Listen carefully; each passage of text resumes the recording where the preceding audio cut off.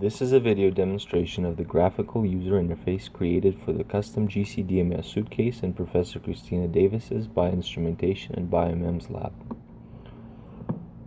To run the GUI, Python must be installed on the computer. I have it installed by installing the Anaconda 4.4.0 package, which comes with Python 3.6.1. You can see that right here. So before I run the GUI software, I have to plug in the suitcase. Today I will be using a suitcase emulator, which will simulate the communication with the suitcase. It won't actually be the real suitcase.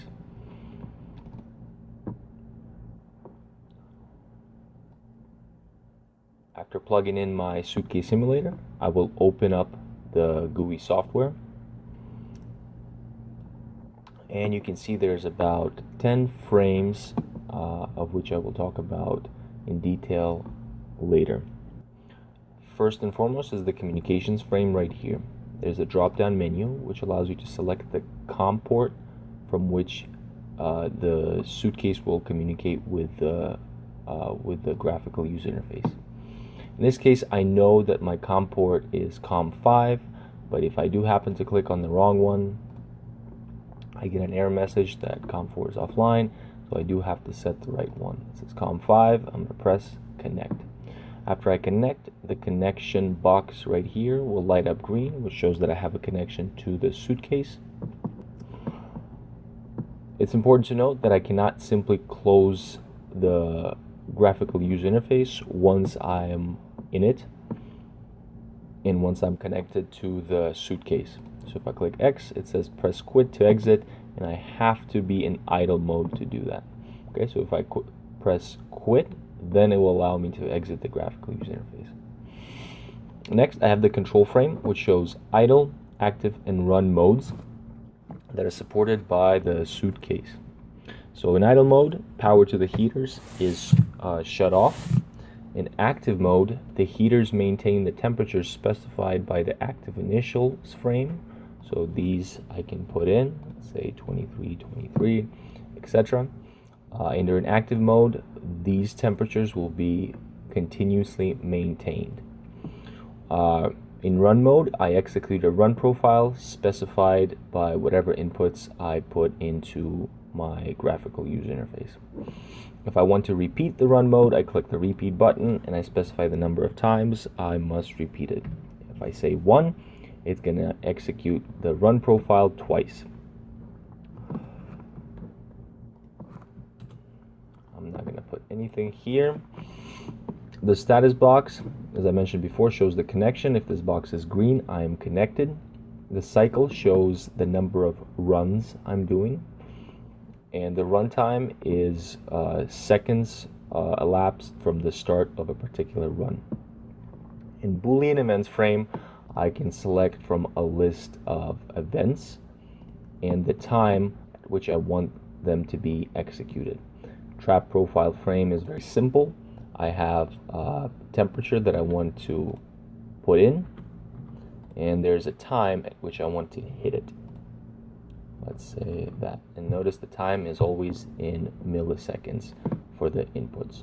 So in this case, it will hit 134 Celsius at 100 milliseconds, and when 4,000 milliseconds comes around, it will step to 50. Now there's an easier way to input my parameters, and that is to click the load profile button. And I will load in the profile from what I have created earlier. The file has a .spr extension, and those are the only files that the GUI will recognize as profile files. We'll open, and here you see I have a saved profile, and it will fill in all the frames that require input. So the active initials, Boolean events, trap profile, and the GC column profile. I have a command frame that shows the last event that was executed by the graphical user interface, the GUI. Okay, a little bit more details on these. I can also save the profile, so I can load it with this button and save it. And I'm just going to overwrite the profile I already had. Um, on the very right, I see a live temperature plot, as well as the buttons, the plot control frame, and the buttons that allow you to control what is displayed on the live temperature plot. So for example, I can add in my temperature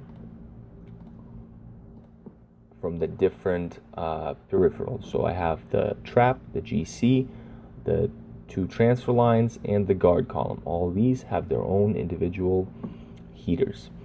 And in idle and active modes, I see the last 200 seconds that have elapsed.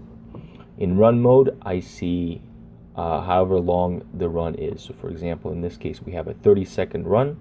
I will see from 0 to 30 progressively as the run gets executed. And I will show that later. So I can press and deselect these buttons to show less graphs or more graphs on the live temperature plot. Each of these buttons has a number next to it, which shows the current temperature of each peripheral, and this is updated every second. So technically I don't have to have anything in the live plot in order to be able to read the temperature of each peripheral. One important thing to note is that the trap profile and GC column profiles act similarly, but there is still a difference between their executions. So the trap profile, I have specified that at 100 milliseconds, I will hit 30 degrees Celsius, and then at 6,000 milliseconds, I will hit 280 degrees Celsius. So which means is as the run is executed at 6,000, I will start it will be a step response. In the moment 6,000 milliseconds arrives, the Suitcase will step the trap temperature to 280. But until then, 30 degrees is maintained. The GC column profile is not like that.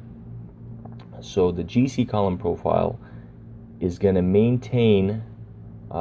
ramp the temperature from 27 to 47 in the amount specified. So at 6,000 milliseconds, the temperature is 27 degrees. At 7,000 milliseconds, the temperature will be 27.5 or 28. And the ramp rate is dictated by the final temperature and the time in which to reach it. So if this time is short and the temperature is high, the ramp will be quite steep. But unlike the trap profile, which has a step response, the column profile, the GC column profile, has a ramp response. So the software will automatically calculate what temperatures need to fill in the gaps between 6,000 milliseconds and 30,000 milliseconds. So that's an important difference between the trap profile and the GC column profile. This is a ramp response. I will now show you how it actually works. So I will put in my active initials to match whatever the Suitcase simulator has, so that it will allow me to enter the run mode. If the active initials or the temperatures are not met, which they wouldn't be because this is a Suitcase simulator, on the real one, of course, it would eventually with time, run mode cannot be initialized. And I will show you this later. Let's start with the proper run mode. So I will click active, and it will prompt me to enter a log file which keeps track of the temperatures and time at which they were achieved. And I'm going to say log 1. This is a text file that can be read by Excel later. Okay, log file is created, active mode has been initialized. So now I can be in this mode indefinitely, and these temperatures shown in the active initials frame will be maintained. Now I can click run mode. And in my run, I have specified that it ends at 30 seconds. And let's do it. It's going to upload the run parameters to the Arduino. You can see the runtime starts at 0. The progress bar shows the overall time to completion. Cycle is 1 out of 1 because I have not clicked the repeat button. I'm going to run the profile only once. And we can see the temperature also shifted from 0 to however long the run is going to be. And it updates live every 1 second. Once the run is completed, the Suitcase, the GUI will go back into the active mode. You can see in active mode, once I have reached active mode, I cannot update my active initials, but I can change my Boolean events, trap profile, and the GC column profile. To change the active initials, I have to go back into idle mode. Let's say I do that. If I change the trap to 40, this temperature cannot be reached again because this is a simulator. I'm going to go into active mode, get another log file going, or I can overwrite that one. It doesn't really matter. Active mode has been initialized. I will enter run mode, or I will attempt to enter run mode.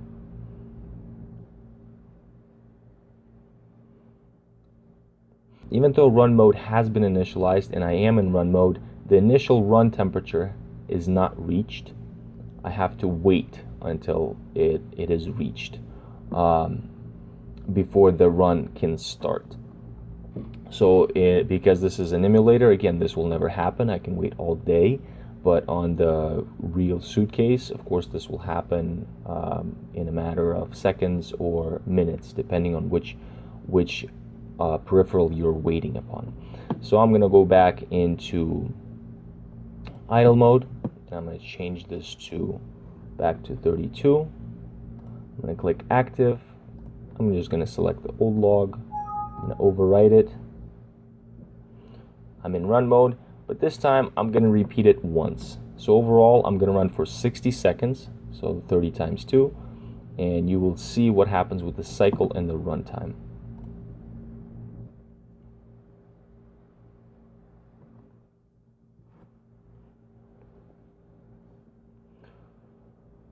So the run mode initialized, the initial run temperature was reached successfully. And you can see I'm executing cycle 1 out of 2. And the progress bar accounts for the 2 cycles. So the total amount of time is 60 seconds now for the progress bar, but the runtime is still going to be the runtime for each cycle. It has reset. We're now in cycle 2 out of 2, and the runtime has been reset, but the progress bar has not.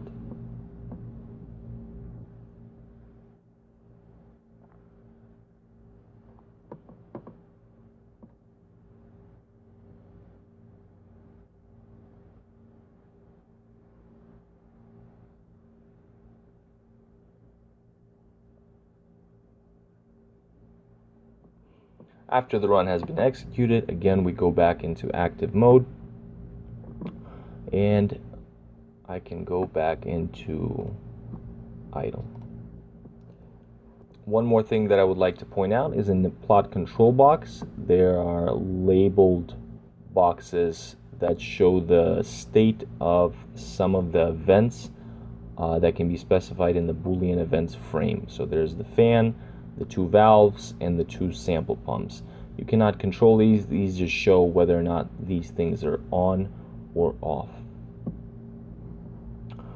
And to exit the application, make sure that the temperatures are 50 degrees or lower to avoid burning any peripherals, or namely the trap, GC, the transfer lines, or the guard column. And once the temperature has dropped down, you will see that on the live temperature plot. I can exit the application by clicking quit. This ends a video demonstration to the graphical user interface for the custom GC DMS.